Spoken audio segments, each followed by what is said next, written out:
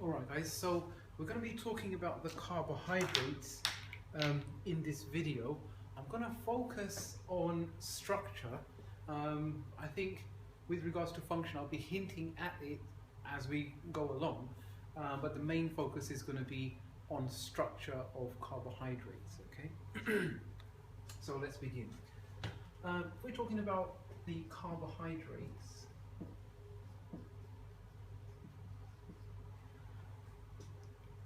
Functionally, to put what we're going to discuss later on into context, there's a few functions that we need to be aware of.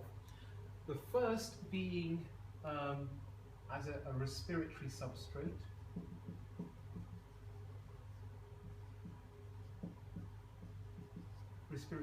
Respiratory substrate, meaning that you can break that molecule down to simpler molecules, and in that way release energy which can be captured to make ATP.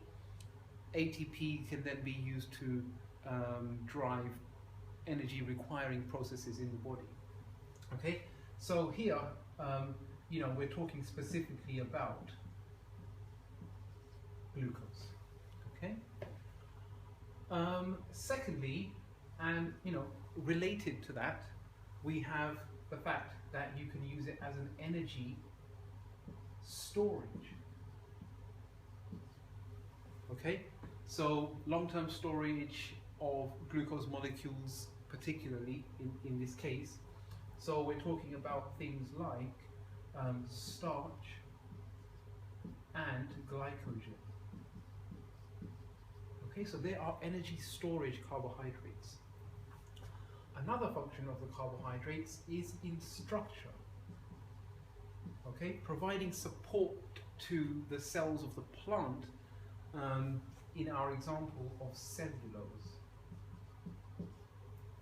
Okay, so that's the example. Okay, there's our examples here. And finally, don't tend to think of it so much, but sugar, or the monosaccharide, is also an important part of nucleic acids, DNA and RNA. Okay, so we'll put in the nucleic acid, in each nucleotide, remember you've got phosphate, the pentose sugar, and the nitrogenous base. So the sugar is important in that nucleotide and therefore in the whole DNA or RNA molecule. Okay, so in our examples here, we'll put ribose and deoxyribose. Okay, so that's a kind of summary of their functions. I'm not going to go into the main details here, you can do that. However, I do want to go into the structure. That can often be a difficult thing to get your head around.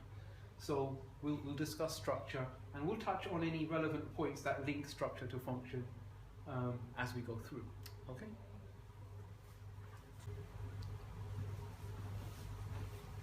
Right, let's begin. How to draw alpha and beta glucose. That's the first bit.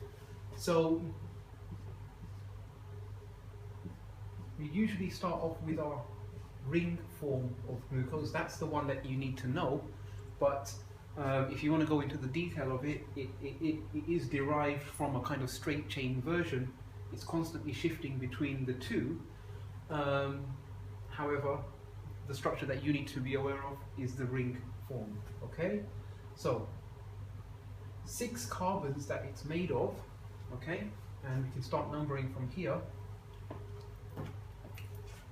1, 2, 3, 4, 5, and 6. Okay. Next, you've got a arrangement of OH groups around carbons 1 to 4, and also an OH group on the carbon 6, right? But it's the direction of these OH groups that makes alpha glucose different to beta glucose. Okay. If we were to look at this side on for a second, so I'm just turning it so that we're looking at it from the side. Yep, we might see like this. okay, like that. Or it might be better for me to draw this version of it.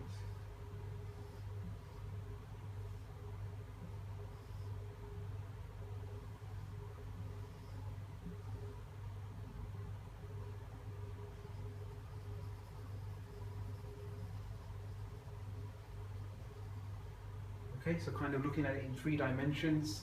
That's from the side there, and there's the O. Alright, so we're just going to use that to kind of parallel that for a bit. Now, how to draw alpha and beta glucose. I'm going to start with beta. We'll see why. I like to think of it as beta is better. So with beta, the OH group is always up at that position, right? It could have been down also. But with beta, it's up, right? i.e., it's pointing above the plane of the ring. So if we put that completely side on, the OH group will be pointing up. Now, beta is better because it's got all its OH groups spread out far away from each other, keeping the negative charges on the on the oxygen atoms far away, causing as little repulsion as possible. Okay? So if the OH group on the first carbon is up, the OH on the next carbon is down, keeping them away. Then on the next one, it's up, and on the next one, it's down. Okay? All the OH groups far away from each other. And this carbon also has a CH2 OH group up there. Okay? Now, once that's done, you simply have to fill in the OH groups. Sorry, the hydrogens. So each carbon, as well as having an OH group, has got a hydrogen on it as well. Okay? And that is your beta glucose. Now, how is alpha different from this? Alpha is slightly less stable because at carbon 1, it's got the OH group down instead of up.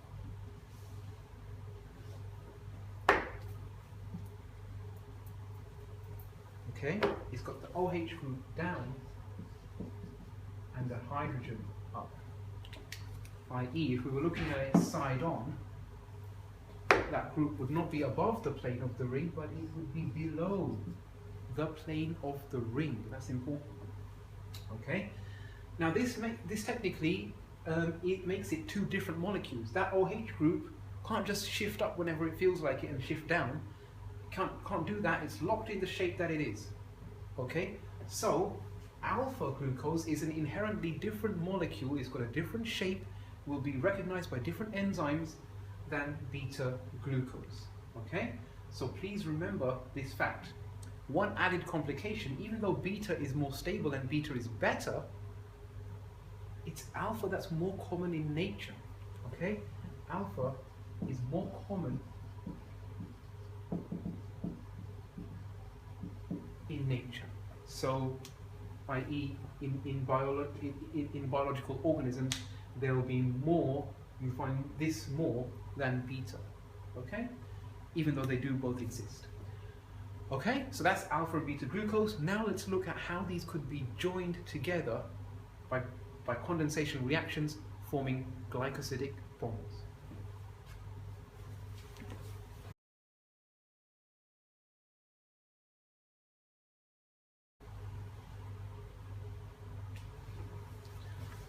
Okay, so here we have 2 glucose molecules. Can you tell which one it is? OH group at carbon 1 below the plane of the ring, therefore 2 alpha glucose molecules. Okay? Now, we have them next to each other right here. The condensation reaction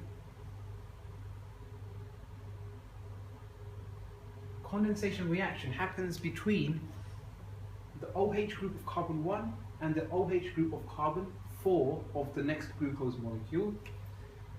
I will circle the atoms that will come off to form a water molecule. Okay, and below we'll show the new molecule that's made. Actually, we won't do that. we'll save space, and what we'll do is say that if we're forming the water molecule there, okay, let's just fill that gap in. What's happened is that that oxygen has lost its H, and that carbon has lost its OH group to form the water molecule. Okay? So that water molecule is formed, and now the carbon lacks one bond, and the oxygen is lacking one bond. So what they do is that they form a covalent bond between them, and that is known as the glycosidic bond. And we'll just tidy that up a little bit.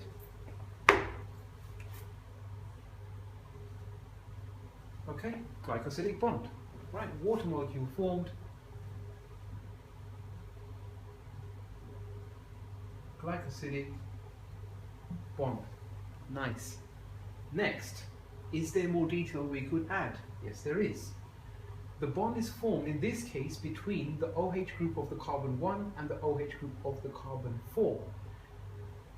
Theoretically, it could have formed between any of these carbons, so we need to be specific about what we formed here.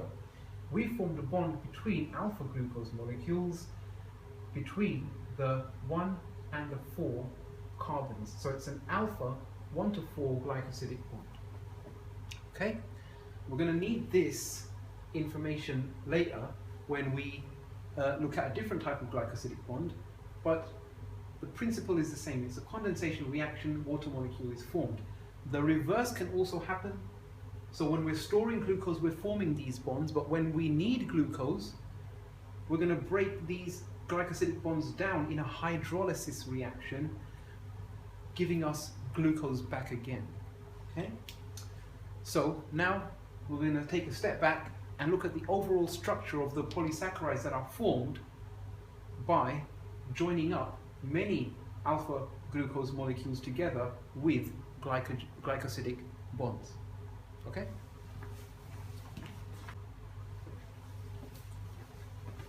Right guys, so now we are going to talk about the polysaccharides that are made by the condensation reaction happening many times, joining many monomers together.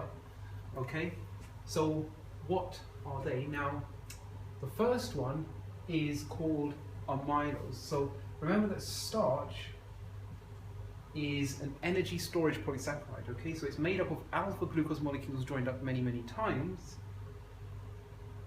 in the hope that when glucose is needed in the future, we'll carry out the hydrolysis reaction to release those glucose molecules back, and we can use then that glucose in respiration, break it down to form carbon dioxide and water and ATP. So starch is made up of two things. One, the first thing is called amylose. So this is a specific polysaccharide, and the amylose is a coiled molecule. Now it's coiled because the glycosidic bond, the alpha 1 to 4 glycosidic bond, is not straight. Okay? When the first molecule of glucose is linked by a glycosidic bond to the next one, it doesn't happen in a straight line, even though some of the diagrams might show that for the sake of simplicity. What actually happens is that the next glucose is joined at a slight angle, that our oxygen would be there.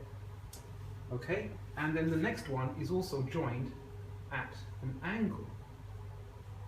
Okay, now if this carries on, what would happen is that you form a coiled structure, like so. Okay, and that coil is what you see in the structure of amylose. When you've got a long chain of alpha 1 to 4 glycosidic bonds, you get this coil structure which is unbranched. Okay, it is more compact than if you have just glucose floating around on its own.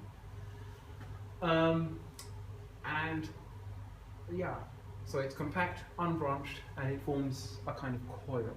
Okay. Now, starch is also made up of something called amylopectin. Okay, now amylopectin is generally made up of the 1 to 4 alpha 1 to 4 glycosidic bonds, but instead of having like a coil structure, it has got a branched structure, not highly branched, but branched nonetheless. Okay, so at certain points you get a new chain of alpha glucose monomers growing from the existing one. Okay, now we will look briefly at the kind of bonding that happens here. Okay, it's different to what's happening along this part. Right, this is just alpha 1 to 4 glycosidic bonds, but here it's a new type of bond formed, and we're going to look at that next.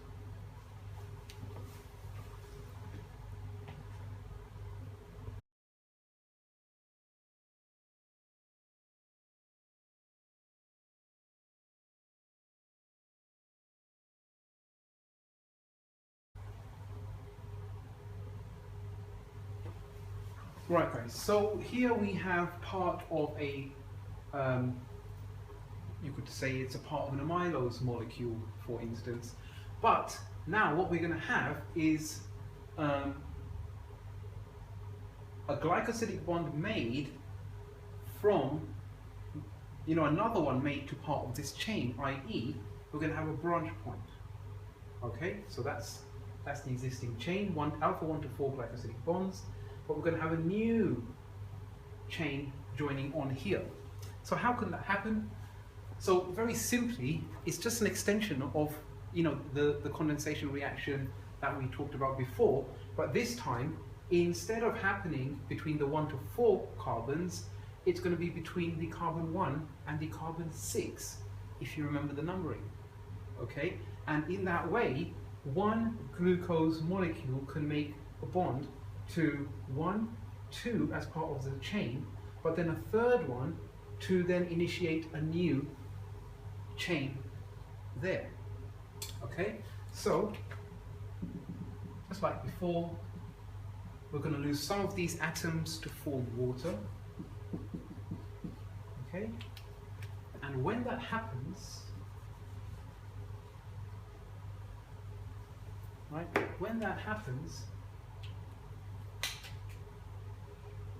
our oxygen and carbon form a new bond right there, and now we have a glycosidic bond forming between carbon 1 and carbon 6. So this, guys, is called the alpha 1 to 6 glycosidic bond, and this is the kind of special variation of the glycosidic bond that only occurs in branched polysaccharides of alpha glucose. Okay, so if we were to zoom out and just look at what we have here, we have the main part of the chain right there being this, but then at some point we've got a branch coming off of that, and if we zoom into this, we would find this right here. Okay? Right guys, we'll now take a step back and look at the overall structure of the carbohydrates now that we've looked at the details of the bonds. Okay?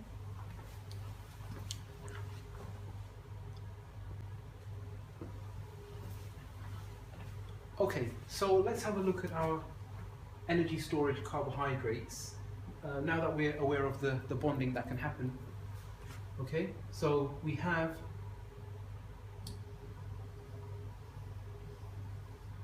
amylose. Okay, we have amylopectin. Okay, now let's look and compare their structures. Actually, and while we're here looking at energy storage carbohydrates, we could also mention glycogen, and in fact, what I'll do is draw it here. We have glycogen.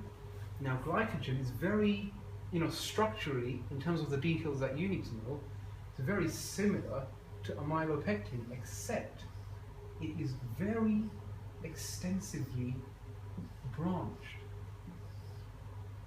Okay? Very extensively branched.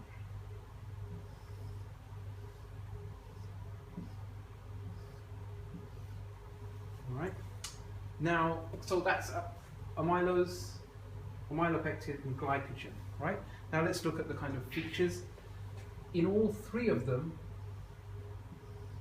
okay, in all three, in the kind of chain part of their structure, you will find the alpha 1 to 4 glycosidic bond, okay? However, there's a type of bond that you won't find in amylose, but you will find in amylopectin and glycogen. You've guessed it. It is the alpha 1 to 6 glycosidic bond, and it occurs at these branch points, okay?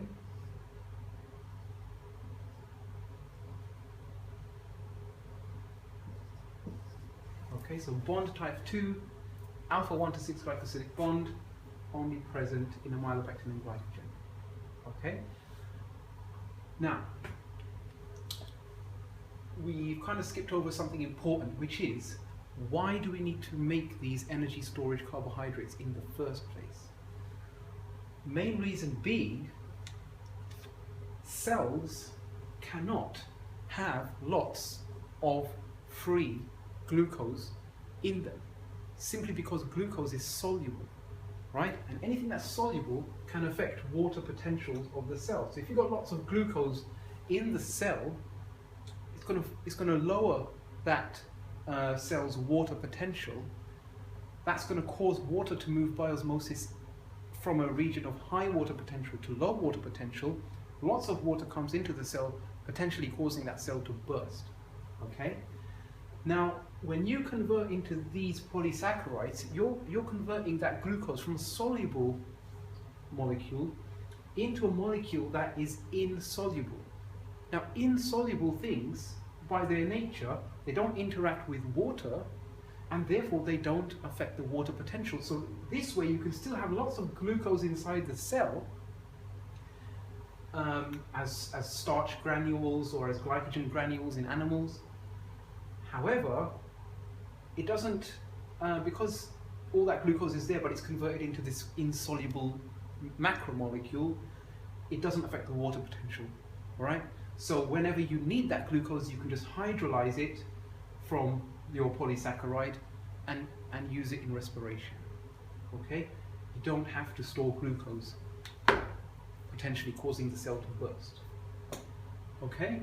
So that should cover that. Now, just one other point.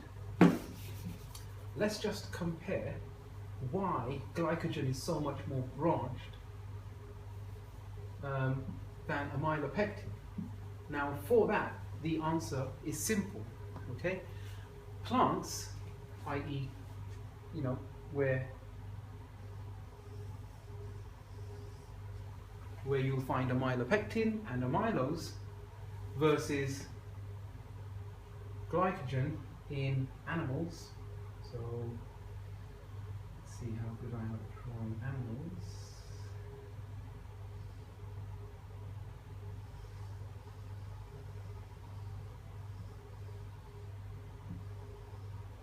Okay, so in animals you have much higher energy demand. You've got much higher demand on glucose to be respired quickly, providing energy for things like movement.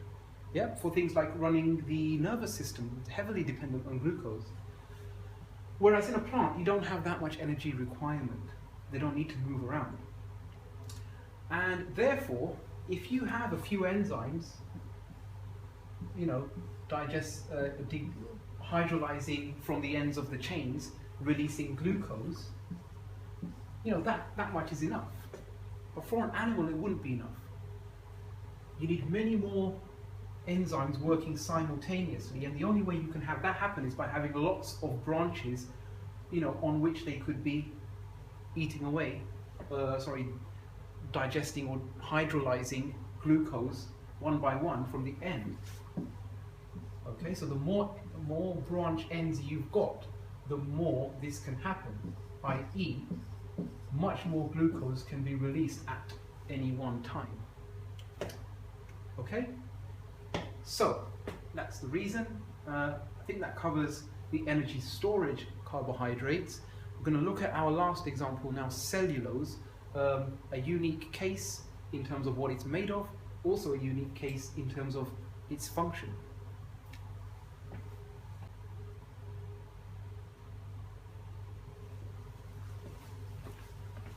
Right guys, so here we have two molecules of beta glucose. Okay, as you can see at carbon 1, they both have the OH group above the plane of the ring or pointing upwards.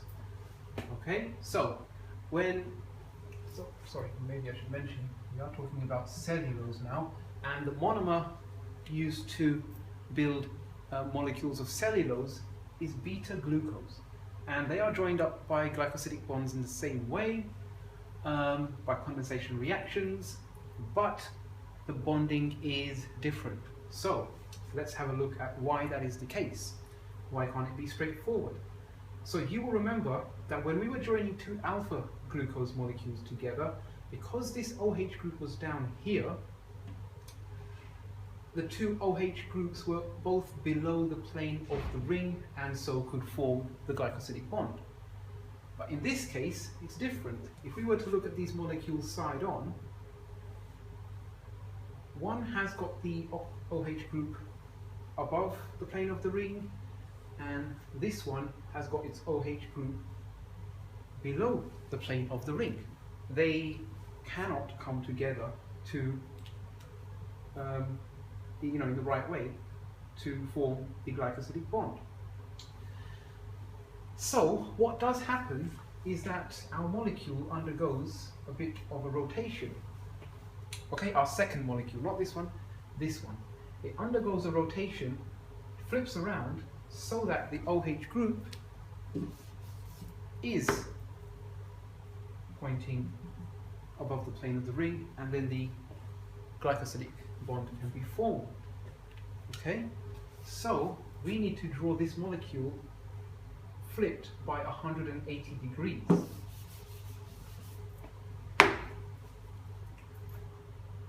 Okay, so remember now everything is the other way around, so our oxygen has come down here. Okay, oxygen has come down here, our CH2OH group is down here. So we're numbering 1, 2, 3, 4, 5, and 6. Shouldn't get that H over there. Now this OH group is going to be down here. Nope. The OH group is going to be down here. The H is going to be there. And we've got that up there. We've got that down there. We've got the H up here. OH over here, and now we've got our OH up there and our hydrogen there. Okay, so we've flipped the molecule over. It's still the same molecule, we've just rotated it completely, and now we've got our OH groups next to each other, and as you must be getting bored of this by now, got the H2O formed right there. And as a result, we are going to have a new bond between the carbon and the oxygen, like so. Okay, and this time it's called a beta 1 to 4 glycosidic bond. Easy peasy, all right? So you might get this shown in different ways. Sometimes you've got the bond twisted around, but you've got all the glucose molecules in the same orientation. I find it's better to be thinking about it in this way. So you've got every other beta glucose molecule flipped around So the next one will be in the same orientation as this one, but then the one after that will be in the same orientation as this one, flipped around. Now, this has some very important consequences for the larger molecule. Remember we said that when the alpha 1 to 4 glycosidic bond was formed, because of the bending, you got the coiling happening. Right? But because we're flipping each glucose molecule around every other one, we're kind of causing a bend, but then we're kind of cancelling it out with the next glycosidic bond. We're causing a bend, but then we're cancelling it out with the next one. So we don't get this continuous coil forming, rather we get a very linear, straight molecule being formed. And this is absolutely essential for its function as a support, a structural carbohydrate, okay? Because it gives it the opportunity to form long, straight molecules that can align up with other long, straight molecules and provide a lot of tensile strength, okay? Preventing, plants or plant cells from bursting due to the entry of water, for example. Okay, so we're just going to have a quick look at how that happens.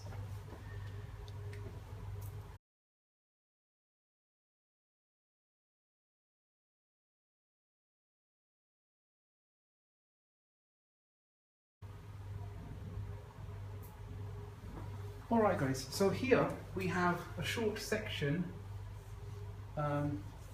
of two cellulose molecules side by side, or aligned parallel to each other. Okay, and what I wanted to show you is, what can be the consequence of two cellulose molecules which are able to align, and come very close to each other. Well, the consequence is a very weak type of interaction called a hydrogen bond. Alright, now you should be aware of this. This hydrogen is slightly positively charged, partial positive charge. This oxygen has got a partial negative charge, and because of that, there will be a hydrogen bond between them. Similarly, over here, there will be a hydrogen bond between partial negative oxygens and partial positive hydrogens. Now, on their own, these bonds are quite weak, but when you think of how long a cellulose molecule might be, and you add up the number of hydrogen bonds that you could have between cellulose molecules, it adds up to a lot. And these bonds then become,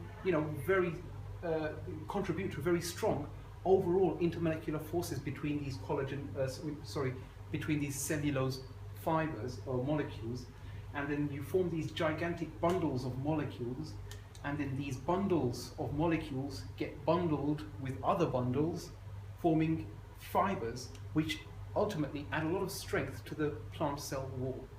Okay? So, I hope you can see now the relationship between the structure of cellulose and why it has this important structural function. Okay? And I think that covers our molecules, our polysaccharides. Alright guys, so good luck. I might make another video covering the function, but I think if you understand structure, it makes it a lot easier for them to relate this to function, and that I believe you can do on your own. Okay, good luck guys. Any questions, put them down there, and I'll answer them as soon as I can.